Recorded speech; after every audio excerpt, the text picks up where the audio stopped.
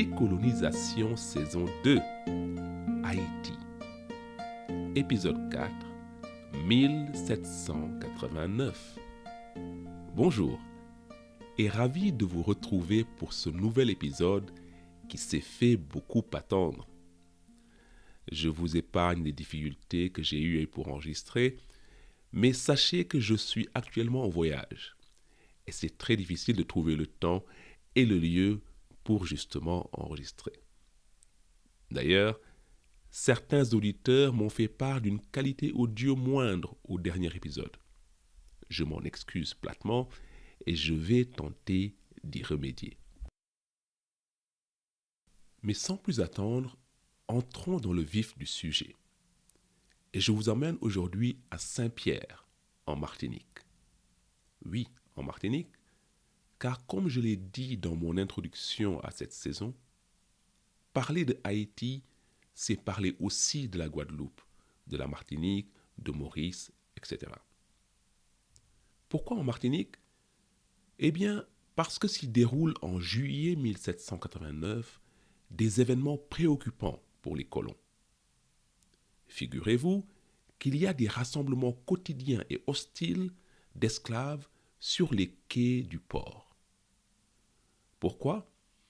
Parce que la rumeur court parmi les esclaves que l'esclavage a été aboli par le roi, mais que les autorités locales refusent d'appliquer la loi. Les esclaves se rassemblent et refusent de retourner dans les habitations et envoient même 2 lettres au gouverneur qui réclament leur affranchissement immédiat. Ces événements se déroulent avant la prise de la Bastille. Et ils montrent 2 choses. Premièrement, que les esclaves connaissent bien la psychologie des planteurs. Parce que la rumeur de juillet 1789 est certes fausse. Mais plus tard, quand l'Assemblée nationale adoptera la Déclaration des droits de l'homme et du citoyen, les planteurs essaieront par tous les moyens d'empêcher la nouvelle d'arriver aux colonies et d'appliquer la loi. Deuxièmement, on voit là que les esclaves sont au courant de la crise existentielle qui sévit en France. Et ils savent aussi qu'il y a des gens qui militent pour l'abolition de l'esclavage. Le seul problème, c'est qu'ils sont allés trop vite en besogne en Martinique. Et la rébellion de Saint-Pierre est matée dans le sang. 1789. Nous voilà donc dans l'année où la crise économique et politique en France se transforme en crise existentielle pour le royaume. Malheureusement pour les esclaves des colonies, les premières années de la Révolution française sont marquées non pas par des débats abolitionnistes, mais par les revendications des gens de couleur. Aujourd'hui, on va donc faire des va-et-vient entre Haïti et la France. En effet, les grands événements de la Révolution influencent les rapports de force dans la colonie, dès qu'ils sont appris à Haïti avec 2 mois de retard. En même temps, les actions des Blancs, des gens de couleur et des Noirs dans la colonie ont aussi leur logique propre et peuvent rendre caducs des décrets votés à Paris. Mais commençons par un petit topo sur la Révolution française. Si vos cours de lycée sont encore frais, n'hésitez pas à faire avance rapide. Pour aller vite, on peut dire que la Révolution française, c'est d'abord une crise économique. Mais pas une crise économique normale. Non, une crise durable et profonde qui dure pendant tout le XVIIIe siècle. En 1774, quand Louis XVI monte sur le trône, il hérite déjà d'un royaume au bord de la banqueroute. Il lance donc plusieurs réformes financières, mais la plupart se heurtent au blocage des parlements. Les parlements, ce sont des organes législatifs et juridiques établis dans les grandes villes et qui sont chargés d'enregistrer les actes royaux. En cas de blocage, le roi cède quelquefois. Mais plusieurs fois, Louis XVI passe en force et impose sa volonté au Parlement. C'est ce qu'on appelle un lit de justice. Googlez ça, c'est très drôle. Or, ces passages en force royaux provoquent la fronde de la noblesse libérale qui siège dans les parlements. Et cette fronde des parlements joue un rôle très important dans l'agitation politique des années 1780. Car les nobles libéraux et les bourgeois sont soutenus par une partie du peuple, dont ils prétendent être les protecteurs contre le despotisme du roi. Despotisme royal, cela vous dit quelque chose? Et oui, c'est quasiment le même terme qu'utilisent les colons de Haïti lors de la fermeture de la cour du Cap. Or, la cour du Cap, c'est comme le Parlement de Paris. C'est la chambre d'enregistrement des décrets royaux sur la colonie. Et cela n'est pas un hasard, car il y a des liens très étroits entre les Grands Blancs et les aristocrates libéraux et bourgeois de Paris ou de Bordeaux. Ce sont des cousins. Et tous ces cousins-là défient le roi, les uns en métropole, les autres dans la colonie. Les colons sont donc solidaires de leurs cousins de France. Convergence des luttes, tout ça, tous ensemble, ouais. On est donc dans une impasse politique, dans l'affrontement entre le roi et les parlements. La conséquence de cette impasse, c'est que la crise économique, elle, n'est pas jugulée. Pire, elle s'aggrave avec une série de mauvaises récoltes, par conséquent de famine, dans les années 1780. Et en 1788, c'est la banqueroute, avec une crise fiscale sans précédent qui paralyse le royaume. Louis XVI se retrouve dos au mur, et après donc avoir reculé l'échéance plusieurs fois, il est obligé de convoquer les États généraux. Les premiers États généraux depuis presque 2 siècles. Les États généraux, c'est une assemblée qui réunit les 3 ordres, qu'on appelle les États, les 3 ordres de la société. La noblesse, le clergé et le tiers-État. J'ai dit que Louis XVI ne les convoque qu'à contre-cœur, car les États généraux sont une manifestation de la diminution de son autorité. Et c'est très difficile de trouver une analogie contemporaine. La meilleure qui me vienne à l'esprit, ce sont les conférences nationales qui ont mis fin aux partis uniques dans certains pays d'Afrique au début des années 90. Aussi longtemps qu'ils l'ont pu, comme Louis XVI, les super-présidents comme Kérékou au Bénin, Houphouët en Côte d'Ivoire ou Mobutu au Zaïre ont résisté à ouvrir ces forums démocratiques parce qu'ils savaient bien que leur autorité serait contestée. Mais à la fin, ils finissent par céder avec les conséquences que l'on sait. Mathieu Kérékou, par exemple, au Bénin, y perd carrément le pouvoir. Bref, les États généraux sont convoqués. Mais cette convocation ne prend pas les grands blancs de Haïti de court. Ils ont depuis longtemps déjà à Paris des relais puissants chargés de la défense de l'esclavage dans les colonies. Le premier combat pour les colons d'Haïti est d'être représentés aux États généraux. Mais leurs demandes sont toutes rejetées à Paris et à Port-au-Prince. Qu'à cela ne tienne, les planteurs s'organisent en secret et en toute illégalité pour élire des délégués et rédiger des cahiers de doléances. Sans surprise, ils demandent la confirmation des lois racistes contre les gens de couleur et leurs autres revendications sont la fin du service dans la milice et des restrictions commerciales de l'exclusif. Et enfin, l'autonomie politique. Cela dit, les planteurs n'ont pas que des amis à Paris. En 1788 est fondée la Société des Amis des Noirs. L'objectif de son fondateur, Brissot, c'est la fin de la traite négrière et l'abolition progressive de l'esclavage dans les colonies. La société compte parmi ses membres plusieurs personnages influents, dont Condorcet, Lafayette, Mirabeau et plus tard l'abbé Grégoire.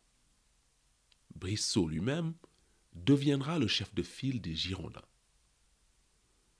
Pour ces hommes, les États généraux sont l'occasion idéale de faire avancer leurs idées. Par exemple, une lettre de Condorcet est envoyée à toutes les circonscriptions électorales pour les pousser à inclure l'abolition de l'esclavage dans leur cahier de doléances. En fin de compte, seuls 49 cahiers sur quelques 60 000 mentionnent l'abolition. Ce n'est rien. Mais l'affrontement est maintenant inévitable entre les amis influents des Noirs et le puissant lobby colonial. Le bras de fer débute dès le premier jour des États généraux, en juin 1789. Alors qu'ils n'ont pas de carton d'invitation, les délégués des colons d'Haïti s'invitent à Versailles et ils assistent pour être admis. Mais Brissot ne l'entend pas de cette oreille. Finalement, les délégués de Haïti sont autorisés à siéger provisoirement et sans droit de vote. Mais ils vont alors tirer avantage de la crise qui éclate dès la première séance. Le problème qui se pose à cette première séance est le suivant. Traditionnellement, on vote par ordre aux États généraux. Une voix pour le clergé, une pour la noblesse et une pour le tiers-État.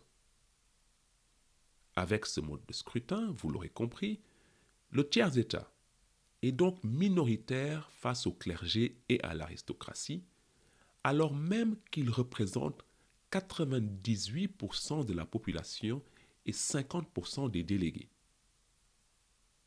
Pour pouvoir peser de tout son poids, le tiers-État réclame donc que le vote soit fait par tête et non par ordre. Niet, dit Louis XVI.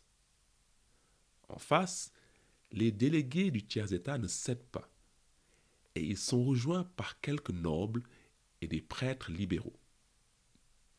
Ils forment donc un bloc qui se proclame Assemblée nationale et véritable représentant du peuple. C'est l'épreuve de force. Et quand le roi décide de mettre fin au bras de fer par les armes, les délégués rebelles se réunissent dans la salle du jeu de paume et font le serment de ne pas se séparer avant l'élaboration d'une nouvelle constitution. C'est le fameux tableau de David et la Révolution française est lancée. Pourquoi je vous parle du jeu de paume? Eh bien parce que les délégués grands blancs d'Haïti sentent où souffle le vent et ils se montrent solidaires et prêtent serment avec le tiers-État. Cet acte courageux leur attire la sympathie des délégués et les grands blancs sont admis dans l'Assemblée nationale.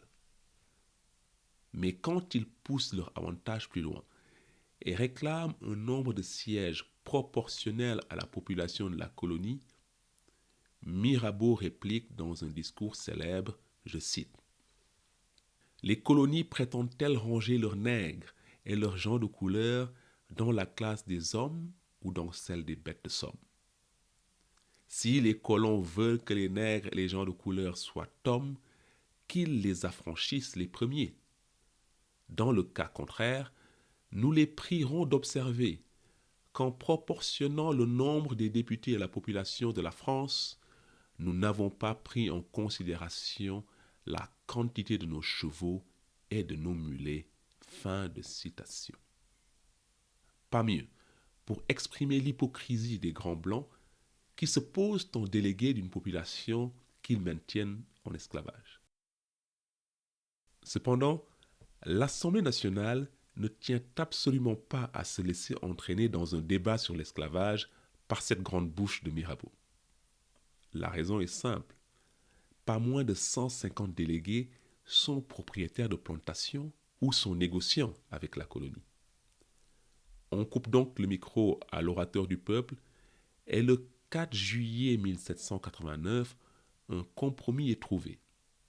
Haïti se voit attribuer 6 sièges, 2 pour chaque province. La conséquence des événements de juillet, c'est que les questions de réforme fiscale qui ont motivé la convocation des États généraux passent au second plan. Le 14 juillet, c'est la prise de la Bastille, et pendant l'été, c'est la grande peur dans les campagnes avec son cortège d'atrocités. Et c'est pour tenter de trouver une solution à la grande peur que l'Assemblée nationale constituante, lors de la nuit du 4 août, vote la suppression des privilèges féodaux qui définissent la hiérarchie sociale depuis le Moyen Âge. Et ça, c'était juste pour s'échauffer, car le 26 août, l'Assemblée nationale rédige et adopte le texte capital, avec un grand K, de la Révolution française, c'est-à-dire la Déclaration des droits de l'homme et du citoyen, qui dit dans son article 1, je cite, « Les hommes naissent et demeurent libres et égaux en droit ». Fin de citation. Immédiatement, un journal minoritaire proclame que ce principe s'applique aussi bien en métropole que dans les colonies. Et ça, c'est ce que redoutent au plus haut point les planteurs et leurs alliés. Que les principes révolutionnaires votés à Paris s'appliquent aux colonies. Et c'est cette menace sur l'esclavage qui scelle pour de bon l'alliance entre les planteurs coloniaux et les négociants métropolitains. Car il ne faut pas oublier que leurs intérêts ne convergent pas à 100%. Les délégués de Bordeaux et de Nantes tiennent à pérenniser l'exclusif. Les planteurs, eux, veulent justement mettre fin au monopole de l'exclusif. Cependant, devant la menace existentielle que fait peser l'abolition, c'est l'union sacrée. Les négociants et les colons s'allient et créent le club de l'hôtel de Massiac, dont le premier président est le marquis de Galifet. Il siège aussi Moreau de Saint-Méry, qui en devient la principale autorité. Avec le club de l'hôtel de Massiac, les colons ont donc maintenant les moyens de combattre les amis des Noirs sur cette question essentielle. Est-ce que les droits de l'homme sont universels et partant applicables dans les colonies? Le club de l'hôtel de Massiac répond non et agite le spectre d'une révolte des esclaves si la bien-pensance parisienne arrive aux colonies. De l'autre côté, les gens de couleur, eux, répondent oui. Eux non plus ne veulent pas abolir l'esclavage. Mais avec la Déclaration des droits de l'homme et la tournure que prend la Révolution à l'été 1789, c'est enfin pour eux l'opportunité d'être reconnus comme citoyens. La figure marquante du combat des gens de couleur, c'est Julien Raymond, qu'on a évoqué au dernier épisode, et qui est en France, figurez-vous, depuis 1784, pour faire du lobbying pour sa communauté. Né d'un père blanc et d'une mère métisse, Julien Raymond est très riche et possède une centaine d'esclaves après que sa famille a fait fortune dans l'indigo. Cette richesse lui permet de faire ses études en France pour revenir à Haïti en 1766. Julien Raymond est donc touché de plein fouet par les lois discriminatoires qui apparaissent à cette époque. Dans sa paroisse d'Aquin, la population de couleur augmente fortement du jour au lendemain, quand l'administration entreprend de définir des catégories raciales strictes là où on ne le faisait pas avant. Du jour au lendemain, Julien Raymond, par exemple, de blanc, devient carteron. Et il vit très mal de se voir racialisé alors que sa famille est l'une des plus riches de la province du Sud. il ne peut plus s'habiller à sa guise et sa famille doit changer l'orthographe de son nom. Ce sont ces vexations qui amènent Julien Raymond à traverser l'Atlantique en 1784 avec un but en tête, mettre fin aux discriminations qui touchent les gens de couleur. Sur place à Paris, il adresse de nombreuses pétitions au ministère des Colonies et soutient que, contrairement à l'argumentaire des Grands Blancs, c'est seulement en traitant les planteurs de couleur sur un même pied que les Blancs qu'on peut éviter une révolte d'esclaves. Pour Julien Raymond, les gens de couleur sont les alliés naturels des planteurs car ils partagent les mêmes valeurs sociales, culturelles et économiques. Mais l'administration royale ne prête qu'une oreille distraite à ces suppliques et il n'y a aucune avancée avant 1789. Cette année-là, en 1789, Julien Raymond est rejoint à Paris par le métis le plus riche d'Haïti, Vincent Auger. Auger est originaire de Dondon, dans le Nord. Il fait ses études en France avant de rentrer à Haïti, où il devient un négociant très important au Cap-Français, l'un des seuls qui ne soit pas blanc. Il partage tous les griefs de Raymond sur les lois raciales, et les deux sont donc en France, quand l'histoire s'accélère en 1789, et ils comptent bien profiter de cette énorme opportunité qui s'offre à eux. Leur première initiative est révélatrice. Le 26 août 1789, le jour même où la Déclaration des droits de l'homme est adoptée, Raymond et Auger présentent leur requête au club de l'hôtel Massiac. On est comme vous les gars, on a des plantations, on est propriétaire d'esclaves, unissons-nous pour préserver tout ça. Mais Raymond et Auger ne reçoivent aucune réponse concrète de la part des Grands Blancs.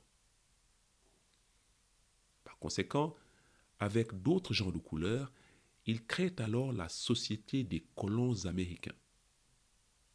Le nom est significatif car les gens de couleur tiennent encore à montrer qu'ils sont des colons au même titre que les Blancs. Mais devant le refus des Blancs, Raymond et Auger se rapprochent petit à petit des amis des Noirs. Et ce qu'ils disent à Brissot, c'est qu'on ne peut pas aller directement à l'abolition. Il faut d'abord mener le combat pour l'application de la Déclaration des droits de l'homme et des citoyens, car l'aristocratie de la peau que défendent les planteurs est une violation des idéaux de la Révolution. C'est exactement cela, répond l'abbé Grégoire. Ce prêtre, rallié au tiers-État, milite depuis longtemps contre les discriminations qui frappent les Juifs. Rapidement, il devient un fervent partisan de la cause des libres de couleur et adhère à la Société des Amis des Noirs. Et c'est une alliance curieuse que celle des colons de couleur et des Amis des Noirs. Les premiers sont propriétaires d'esclaves, alors que les deuxièmes militent pour l'abolition, certes progressive. Mais les libres de couleur convainquent les Amis des Noirs qu'on ne peut pas penser abolir l'esclavage si on n'abroge pas d'abord les lois raciales ayant cours dans la colonie. Et de fait, jusqu'en 1793, c'est le statut des gens de couleur et non celui des esclaves qui va rester au cœur des débats de la Révolution. Sans la révolte de 1791, on peut facilement imaginer que la Révolution française aurait suivi son cours sans abolir l'esclavage. Mais revenons à Julien Raymond et à Vincent Auger. Aidés de l'abbé Grégoire et de Brissot, ils mettent donc la pression sur l'Assemblée nationale constituante pour accorder la citoyenneté aux gens de couleur, en s'appuyant sur la Déclaration des droits de l'homme. Mais comme je l'ai dit, il y a 150 députés avec des intérêts directement liés au commerce colonial. Quant aux autres députés, ils sont conscients que les États généraux ont d'abord été convoqués à cause de la banqueroute du royaume. Ils n'ont donc aucun intérêt à déstabiliser l'économie de plantation, qui est la seule vache à lait de l'économie française. L'Assemblée nationale est donc plus que gênée aux entournures quand il s'agit de savoir si la déclaration s'applique dans les colonies et renvoie toute décision aux Noël musulmans. Mais Raymond Auger et les Amis de Noir ne relâchent pas la pression. En face, Moreau de Saint-Méry et le club de l'hôtel Massillac soutiennent toujours qu'il faut des lois spéciales pour la colonie et martèlent que la seule façon de préserver l'esclavage est de maintenir la hiérarchie raciale. Moreau, par exemple, affirme que tout changement sur le statut des gens de couleur sapera l'autorité des maîtres sur leurs esclaves. Finalement, en mars 1790, l'Assemblée nationale constituante forme une commission des colonies pour trancher l'affaire. Il y a, parmi les 12 membres de la commission, 4 planteurs et 2 négociants qui ont des propriétés à Haïti. La commission est en plus présidée par Antoine Barnave, qui est très proche des milieux d'affaires bordelais et rochelais. Vous l'avez compris, cette affaire est cousue de fil blanc et les conclusions de la commission vont dans le sens des intérêts coloniaux. Aux négociants, le décret du 8 mars 1790 promet le statu quo commercial avec les colonies. On ne touche pas à l'exclusif. Aux planteurs, on accorde l'autonomie qu'ils réclament depuis toujours. Ni la Constitution française, ni la Déclaration des droits de l'homme et du citoyen ne sera appliquée dans la colonie. Les colonies seront régies par des lois spécifiques votées par des assemblées spéciales ouvertes à tous les propriétaires terriens sans plus de précision.